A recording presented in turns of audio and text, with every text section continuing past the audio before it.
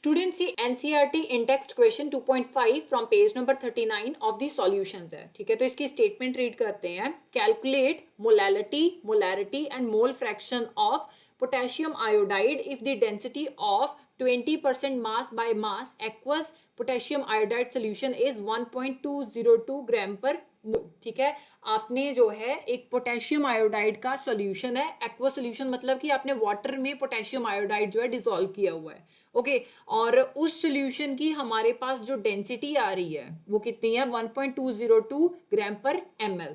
आपने जो है उसी सोल्यूशन की मोलैलिटी फाइंड आउट करनी है, मोलैरिटी फाइंड आउट करनी है और मोल फ्रैक्शन फाइंड आउट करनी है।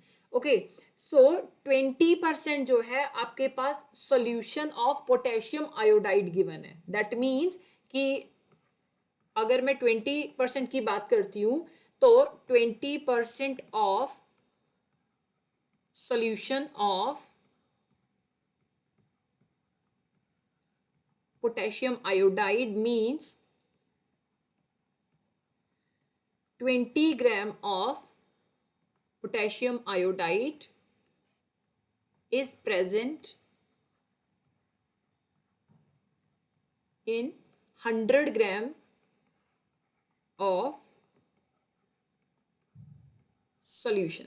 ठीक है कि मेरे पास 20% जो है उसका सोल्यूशन है कि उसमें 20% मेरे पास पोटेशियम आयोडाइड है और 80% जो है या 80 ग्राम आप कह लो, 80 ग्राम वाटर प्रेजेंट है।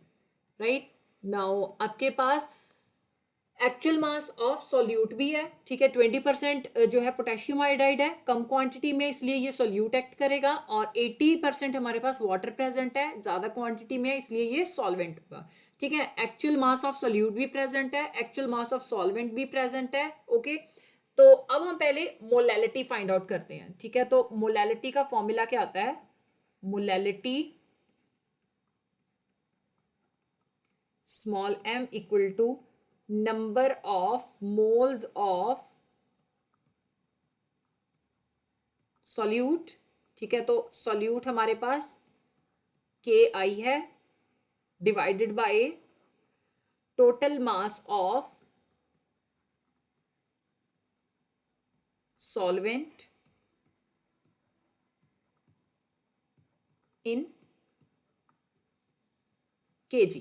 राइट, तो पहला टारगेट हमारा क्या है कि हमने number of moles of potassium iodide find out करनी है। ठीक है, तो नंबर ऑफ मोल्स का फॉर्मूला क्या आता है, number of moles of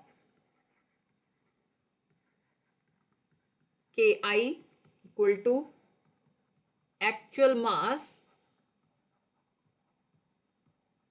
over molar मास। ठीक है, अब एक्चुअल मास तो हमारे पास गिवन है लेकिन मोलर मास नहीं है, तो पहले हम मोलर मास फाइंड आउट करेंगे। So molar mass of Ki equal to, सभी के एटॉमिक मासेस ऐड करेंगे तो मोलर मास आ जाएगा। ठीक है, तो atomic mass of potassium that is 39। ठीक है, और atomic mass of iodine that is 127। ठीक है, तो जब आपने 39 प्लस 127 किया, your answer is 166 gram per mole. Okay, now number of moles find out कर सकते हैं। सो नंबर ऑफ मोल्स को हम n के साथ रिप्रेजेंट करेंगे, सबस्क्रिप्ट के आई। एक्चुअल मास कितना है, 20 ग्राम है divided bye 166 gram per mole. ग्राम के साथ ग्राम कैंसिल हो गया, 20 बाय 166 दैट विल बी 0.120 मोल। अब हमने मोलैलिटी जो है वो फाइंड आउट करनी है, तो मोलैलिटी के लिए हमारे पास टोटल मास ऑफ सॉल्वेंट, ठीक है, वो ग्राम में गिवन है तो हम इसको केजी में कन्वर्ट करेंगे। So total mass of solvent हमारे पास वाटर है इक्वल टू 80 ग्राम, इसको मैं केजी में कन्वर्ट करूंगी। I know that 1 kg equal to 1000 gram होता है। ठीक है, तो 1 ग्राम कितना हो जाएगा, 1/1000 kg। ठीक है, ये 1 ग्राम यहाँ पे आप पुट कर लो वैल्यू, 80/1000 kg बन गया। ठीक है, तो ये 0 इसके साथ कैंसिल हो गया, नाउ 0.08 kg आ गया। नाउ अब हम मोलैलिटी फाइंड आउट कर सकते हैं। मोलैलिटी को हम स्मॉल m के साथ रिप्रेजेंट करते हैं। Molality equal to number of moles of potassium iodide 0.120 mole divided by total mass of solvent in kg. ठीक है, सॉल्वेंट वाटर है, सो 0.08 kg आ गया। तो जब आपने 0.120 को 0.08 के साथ डिवाइड किया, योर आंसर इज 1.5 मोल पर केजी। ठीक है, मोल पर केजी को हम मोलल भी लिखते हैं, सो 1.5 मोलल। अब आपके पास मोलैलिटी आ गई है, मोलैरिटी फाइंड आउट करेंगे। ठीक है, तो मोलैरिटी का फॉर्मूला क्या आता है, कैपिटल एम के साथ रिप्रेजेंट करते हैं। Molarity equal to number of moles of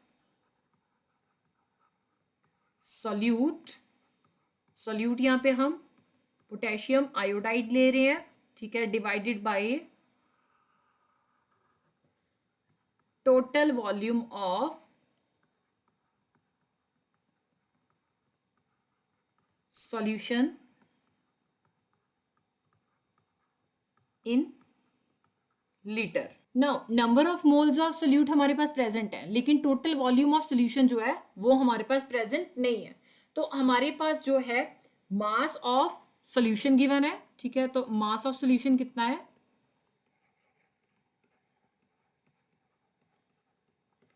हमने 100 ग्राम माना था। ठीक है, और डेंसिटी ऑफ सोल्यूशन गिवन है, density of solution equal to 1.202 gram per ml। Right, now volume find out कर सकते हैं।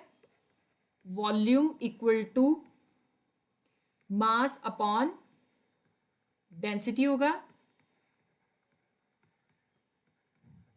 मास हमारे पास 100 ग्राम है, डेंसिटी 1.202 ग्राम पर ml है।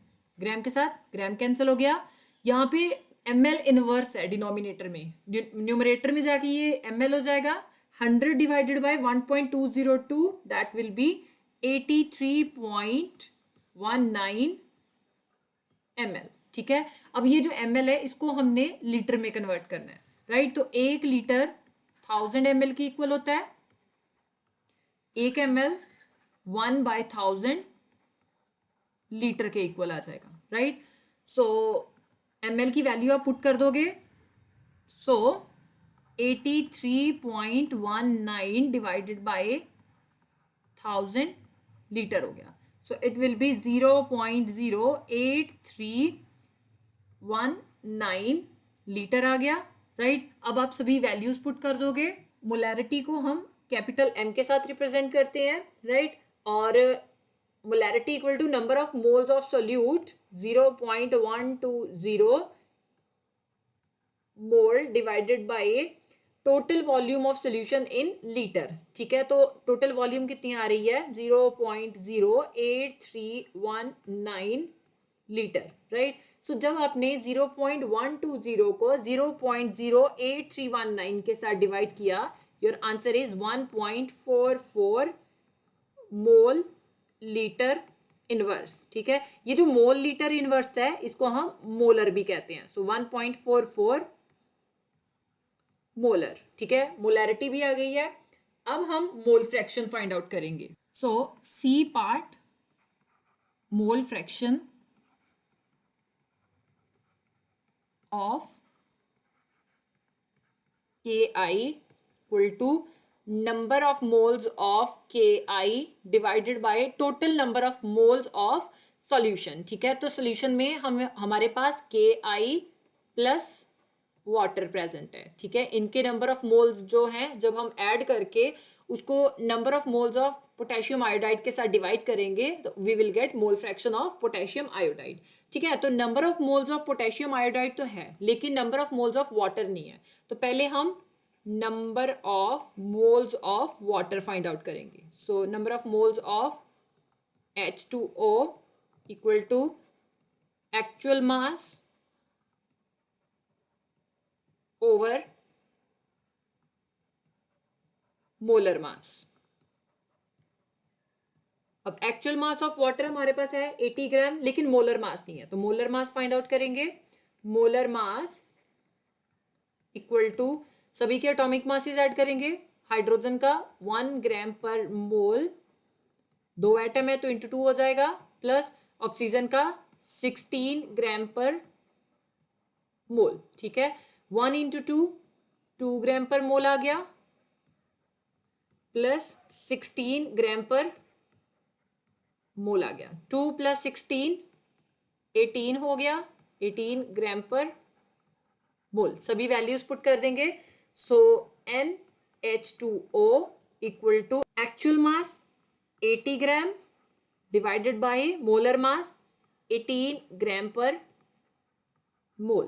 ग्राम के साथ ग्राम कैंसिल हो गया. 80 बाय 18 दैट विल बी 4.44.